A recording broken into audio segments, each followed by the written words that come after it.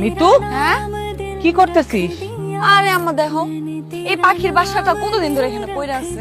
এখানে কোনো পাখিও আসে না, ডিমও হয় না, বাচ্চা হয় না। আমি ভাবছি কি জানো, একটা পাখির বাচ্চা নিয়ে পালবো। আপনার আর পাখি পালতে হবে না, নিচে তোমার ফুপু আছে, নিচে যাও।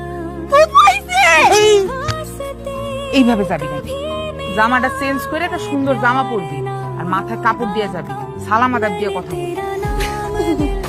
আম্মা কি যে কর না তুমি, আমার আপন খুব কইছে, পর মানুষ তো আসে না, এত সাইজে কইতে যাওয়ার কি আছে, দূর।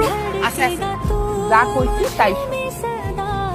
আম্মা কি হয়েছে কত, বাসার মধ্যে কি কোনো অনুষ্ঠান?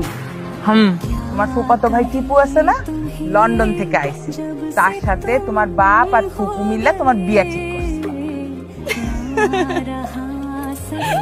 আম্মা, আম্মা তুমিও আমাকে মস্কারা করো আম্মা। সংস্কারই করবো কেন, এতক্ষণে 3 তারিখও হয়তো ঠিক হয়ে